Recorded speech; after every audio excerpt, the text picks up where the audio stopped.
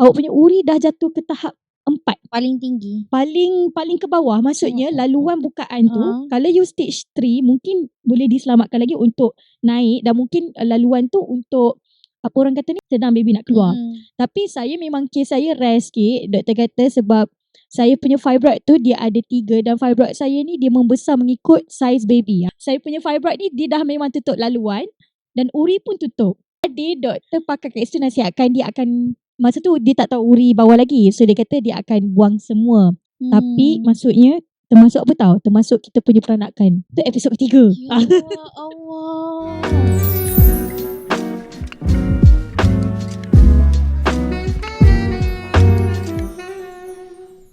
Hello, welcome back to Borak Pak and Ma, podcast majalah Pama. Hari ini kita bersama dengan Mimi Haris. Say hi. Hai, Assalamualaikum semua. Okay, Mimi lama tak nampak lagi. Boleh tak perkenalkan diri, perkembangan terkini, boleh cerita sikit tak? Okay, bagi siapa yang belum mengenali ataupun baru je macam familiarnya dia ni. Okay, Mimi adalah merupakan seorang pelakon, penyanyi, pengacara, dan juga sekarang ni adalah penyampai radio part time untuk Hot FM. So Mimi start journey dalam industri seni ni daripada 2008 sebagai seorang penyanyi. Dan siapa yang mungkin kenal lagu Hari Raya, itulah saya. Awak generasi tu ke? Rasanya kita generasi tu. Jadi penyanyi, kemudian ke pengacaraan lah. Dan sekarang ini kita jinak-jinakkan diri dalam radio. Dan baru sahaja melahirkan zuriat, Alhamdulillah, pada bulan September 2023. Bila jadi ibu ni macam simpan sikit lah. Sampai bayi lelaki Bayi lelaki. Okay, sekejap. Lagu Hari Raya tu Mimi nyanyi. Sekejap. Saya tak ingat. Dia macam sama-sama. Sekejap lagi kita playback. Lagi pun. Okay, bila bercakap tentang kehidupan you sebagai seorang ibu kan, okay, perbezaan dia sebelum dan selepas? Okay, mungkin siapa-siapa yang kata ada persepsi yang jenis yang saya suka budak. Saya suka budak. Tapi bila kita menjadi ibu tu, dia sangat-sangatlah different sebenarnya. Sebab masa kita sebelum ada anak, kita rasa macam rasa ringan. Tapi bila mana kita dah ada zuriat kita sendiri, kita rasa wow, besar tanggungjawab sebenarnya untuk orang kata membesarkan anak tersebut lah. Itu yang saya rasa lah. Dia kena macam dah jadi ibu baru faham yang menjadi seorang ibu je faham macam mana tanggungjawab. Betul. Macam mak saya kata nanti kau jadi mak kau tahulah. Tipikal lah yang mak. Nanti kau jadi mak kau tahulah macam mana. Tak apa. Okay, macam you cerita you menjadi instant mom kepada anak yang berumur? Zara berusia 12 tahun pada tahun ini. Alhamdulillah, dia sangatlah, she's very open minded. Dia matang daripada usia dia. And dia sangat-sangatlah supportive. Betul, sebab kadang-kadang kita macam sangka anak-anak kita ni macam sebenarnya macam mungkin we thought that they are still baby kan, masih lagi bayi dan baby lah, masih lagi kecil. Tapi sebenarnya bila kita macam mendekati anak kita, dia sangat-sangatlah macam sangat-sangat open minded, sangat membuka kepada kita. Macam saya kan instant mom dia. So saya rasa bersyukur Alhamdulillah anak yang menerima saya seadanya. Dia ni pun macam best lah. Maybe boleh bawa pergi event, boleh buat macam kawan. Kalau keluar jalan-jalan ke boleh. Anak pula dia anak perempuan, and then anak maybe yang baru lahir dia lelaki kan. So dia boleh rasa macam mana dia dapat jadi seorang kakak kan.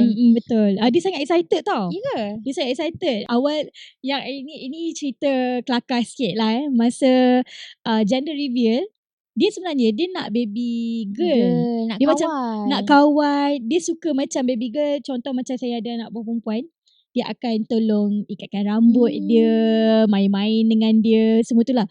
So bila mana dia dapat tahu kita gender reveal, sebab saya buat special sikit masa tu, buat balloons, dia kena cucuk and dia akan keluar lah gender warna tu kan, warna apa. Jadi dia dah expect macam baby girl. Sekali dia dapat tahu baby boy, menangis dia. Menang. Dia macam nak merajuk je tau. Tu cakap dia, Zara, you imagine kalau kata it's a baby girl, nanti you are not the only princess dah. Kena bersaing. Kena bersaing. So baguslah you ada baby boy, ada adik lelaki. So dia macam okay lah. So sekarang ni dia lah yang paling sayang adik dia. Macam saya dulu, kalau saya ada, saya the only anak perempuan dekat family kan, dalam family. Saya tak nak anak, kalau mak saya dapat adik perempuan. Saya dapat adik perempuan, saya tak nak. Itu macam kakak saya tu. Tak nak. Dia sebenarnya macam kenapalah kena ada adik perempuan. Tapi dia sayang juga. I survive sorang-sorang. Saya rasa macam tak boleh ada ramai-ramai tak boleh ada perempuan. kompetitor Tak boleh. lah. Kita tak boleh bersaing Pak. Tapi okey juga kalau ada adik perempuan sebenarnya. Mak ayah kita tak beli yang baru kat dia beli baru kat kita, kau ambil lah yang bekas. Saya kakak saya macam tu Itu kalau jadi adik. Betul-betul saya adik tu. Perjalanan you waktu pregnant kan yang baby boy tu, nama dia apa? Yusuf Tak punya nama penuh? Yusuf je. Sebab senang kan, sebab tahu bapak dia cakap apa, dia kata nama Zara dah panjang, nama Zara Nurul Syifa Az-Zahra. So setiap kali kalau dia dah start masuk sekolah ke apa, kena tulis panjang. Parents memang faham lah kena tulis tu. And then dia pun kalau example kata panjangnya nama saya, macam tu kan. So suami saya macam ni lah yang malah lah, I tak nak letak panjang-panjang, I nak Yusuf je. Simple. Dah. Done. Yusuf. Orang tanya nama apa? Yusuf. Nama penuh? Yusuf.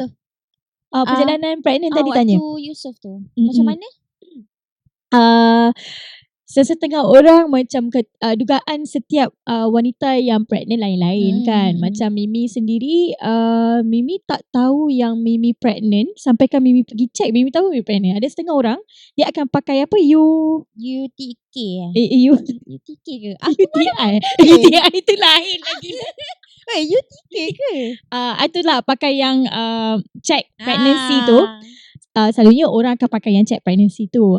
Tapi yang Mimi punya case lain sebab Mimi didiagnose ada fibroid. Sebenarnya dah lama tau fibroid ni, daripada tahun 2018. Lepas tu Mimi ada buat operasi pada tahun tersebut lah. Dia ada buat macam operasi yang sedut, maksudnya tebuk dan sedut keluar. And then masa tu juga doktor ada cakap Mimi punya tube block. So masa tu doktor ada juga cakap kata mungkin Mimi nak pregnant tu susah. So masa tu first time kita dengar pada tahun 2018. Lepas tu even kita tak boleh ada suami, kita jadi macam of course sedih. Sebagai seorang perempuan kita rasa macam tak ada harapan ke aku ada anak macam tu kan. Tapi saya tak stop kat situ saja. So saya macam Mimi teruskan rawatan lah. Mimi akan pergi check up. So memang Mimi nak nasihat juga untuk kata wanita di luar sana, kenalah buat check up selalu untuk kita punya bahagian dalaman kita tak tahu kan. Tapi bila Mimi tukar doktor, dekat doktor Mimi tu cakap kata it's okay.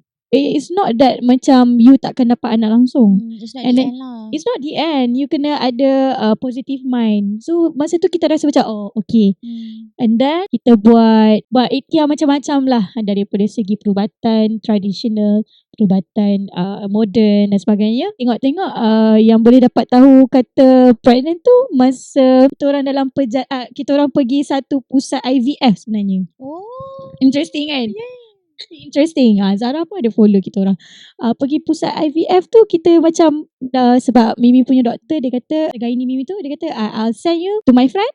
You pergi tengok macam mana nak perancang mungkin kita boleh buat IVF. Ada solution dia. And then sebab masa Mimi pergi tu, Mimi tengah period for 20 days. So kita tak tahu. So kita pergilah jumpa gynae sebab takut fibroid tu besar dan sebagainya. So kita pun pergi. Dia pun bagi tahu lah package IVF sekian. Ni sekian. Okay tak apa, I nak check you punya fibroid dulu. Dia check fibroid tu. Ada baby. Ni kan dia cakap you are pregnant. So Mimi dengan husband masa tu macam terkejut.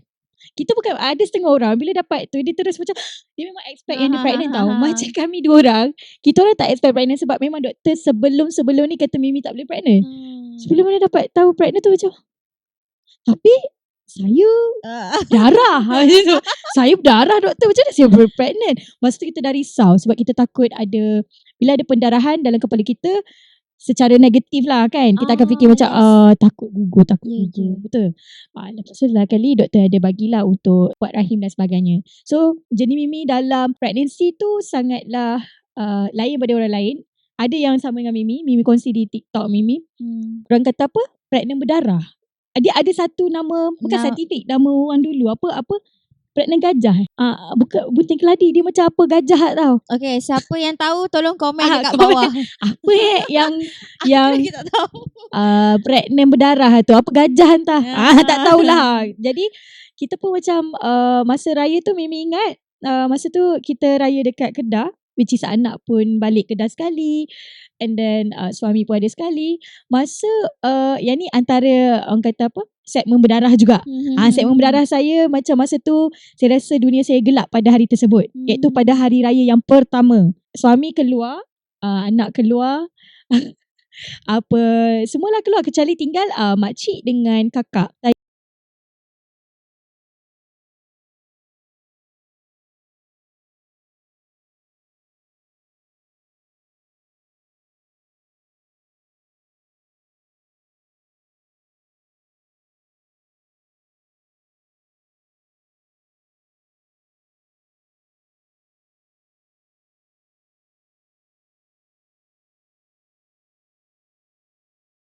Saya minta lah untuk tuam. Kita kan kalau kita datang bulan kita minta tuam sikit.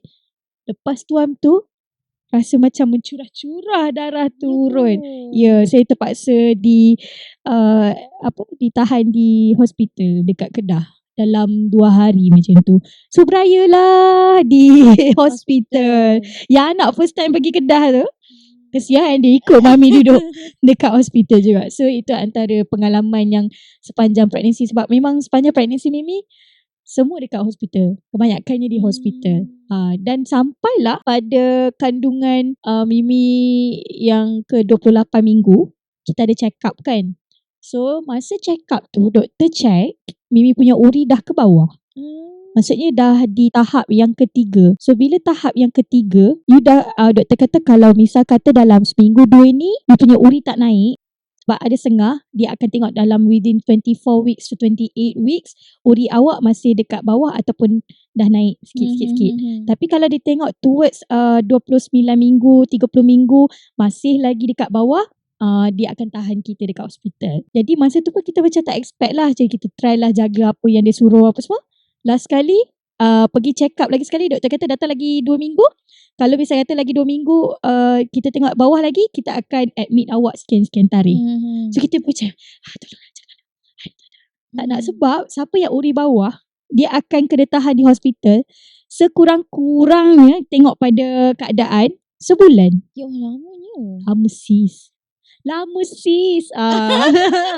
kan? Allah. Kita yang berpantang 44 hari pun rasa itu dekat rumah kan? Itu kat rumah. Hospital kat hospital. Stress sangat. Tapi lepas tu bila dia check, dia kata saya minta maaf Mimi, saya rasa awak kena admit dekat dalam hospital. Dia kata, dia cakap kat suami memang berkampung lah. Okay, so Mimi dapat masuk hospital masa kandungan Mimi 33 minggu ke 32 minggu macam tu. Okay, lepas tu sepatutnya Mimi punya due date adalah 21 hari bulan 10. Jadi masa kat dalam hospital tu, masa dalam journey kat hospital tu, duduk seminggu. And then dia akan buat, setiap hari dia akan buat check up CTG. Dia tengok kita punya kandungan kita, dia tengok ada pendarahan lagi ke tak. So dia akan monitor. Dan sampailah satu ketika yang mana saya doktor check lepas 2 minggu saya duduk dekat hospital. Baiklah seminggu tu, the first week tu menangis sis. Nak balik dengan hormon semua kan. Nak balik kan. Tapi suami kata tak apalah, kalau you balik pun nanti pendarahan jadi lagi. Dah 3-4 kali dah you masuk hospital ni, cakap kan.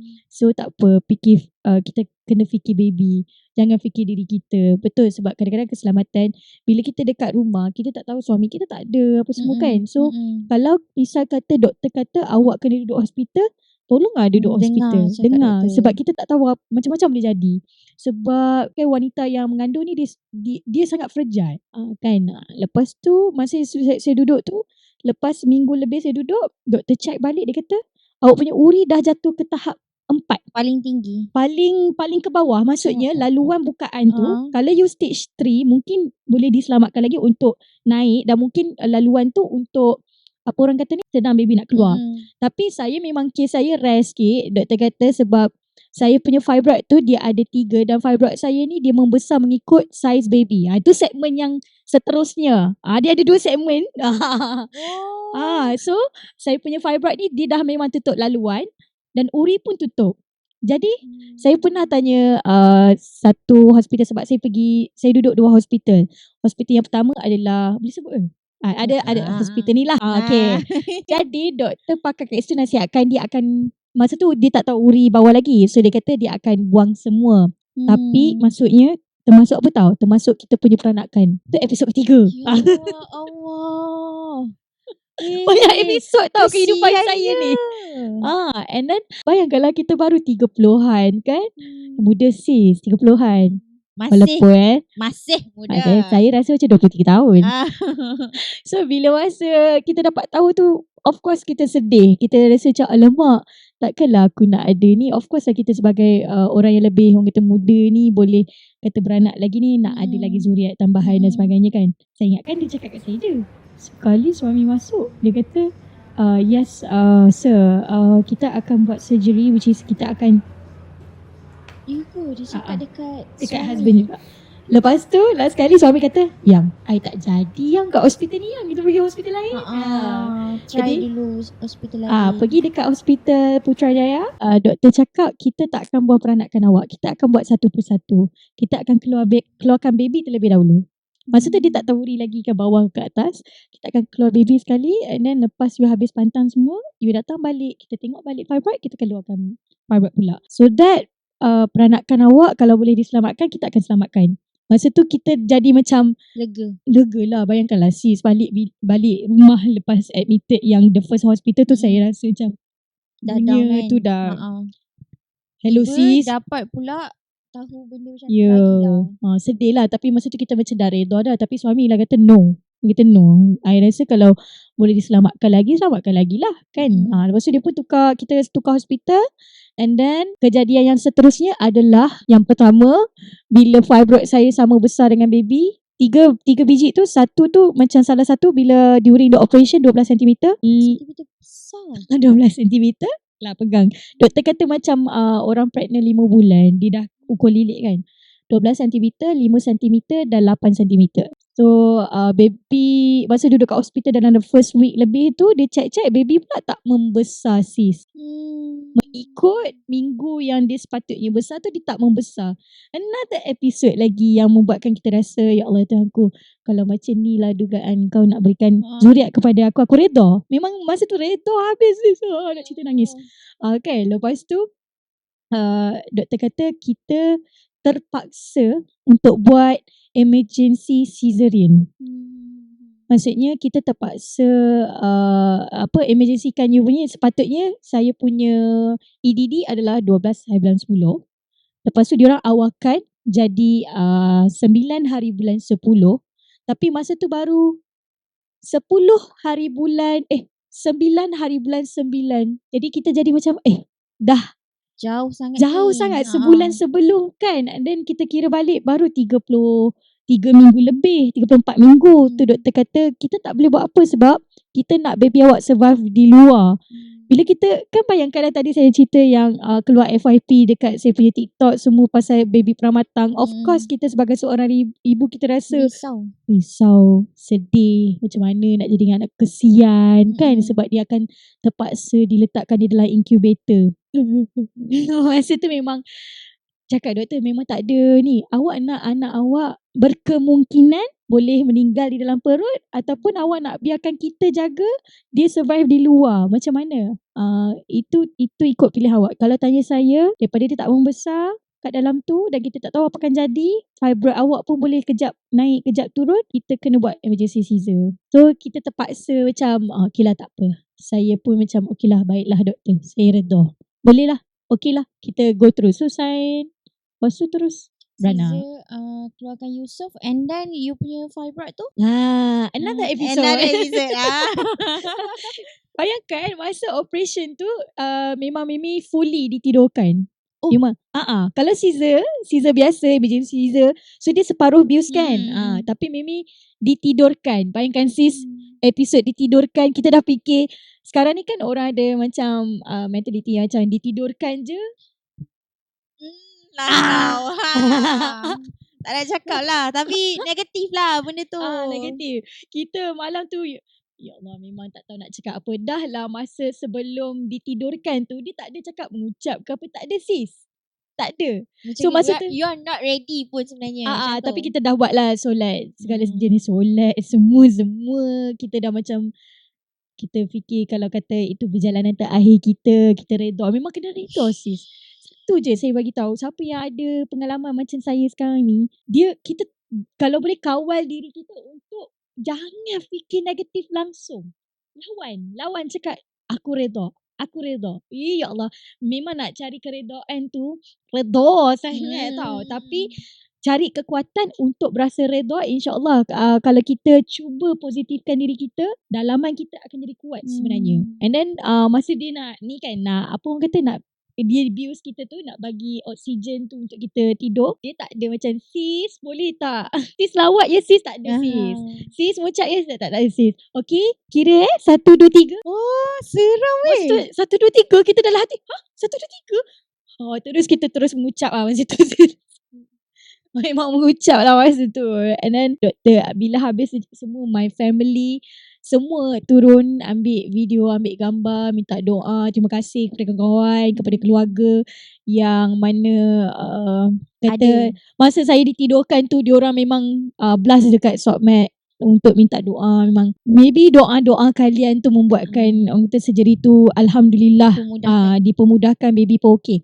And then habis surgery, dalam beberapa hari tu doktor datang, doktor tunjuk, doktor ambil gambar tau. Ambil gambar apa? Ambil gambar pembedahan tu. Dia pembedahan saya ni, dia keluarkan peranakan. Sebab fibroid ni dia dekat antara dalam peranakan ataupun luar. Macam Mimi punya di luar peranakan. Masa dia tunjuk gambar tu, nampak tahu tak? Pernah pergi diving tak? Snorkeling. Tengok tak coral? Macam coral. Dekat situ. Ya, macam coral. So dia tunjuk lah fibroid besar-besar macam ni. Nanti kita tunjuk. Tapi dia tunjuk sini. Jadi dia keluarkan baby dekat tu peranakan kita, and dia tunjuk, this is your fibroid. Tapi kita buka, kita keluarkan semua, kita masukkan balik. Setengah orang pregnant, dia bloated sebelum beranak. Saya bloated lepas beranak. Sebab kena masuk angin semua, aircon kan. So itulah dia perjalanan dia. So masih ada ke dah? Tak ada dah? Ada sis. Ada lagi? Ada ni. Ini tengah tunggu dalam bulan ni lah. Dalam bulan March. Nak pergi jumpa doktor. Doktor tengok dulu. Doktor ada cakap kalau boleh, kalau you nak buang, kita akan buang. Kalau you tak nak buang pun tak apa. As long as dia tak ada masalah-masalah lain. Tapi disebabkan kita dah memang daripada 2018, so kita tahu, dan kadang-kadang bila ada fibroid ni, dia kadang-kadang mengganggu kita punya hormon. Jadi saya cakap kalau bulan 3 ni still ada, which is sampai sekarang pun still ada, memang saya nak surgery itulah. Dan surgery tu sama yang macam pregnant, dia akan belah tempat yang sama. Oh, sebab tu lah dia kena ada gap kan sepatutnya. Sebab belah tempat yang sama. Seram. Banyak episod tak? Banyak. Boleh buat drama kan? Sangat. It is a good thing yang Mimi share dekat semua orang. So semua orang boleh macam ada awareness. Takut juga di antara kalian yang give up terlalu awal. Betul.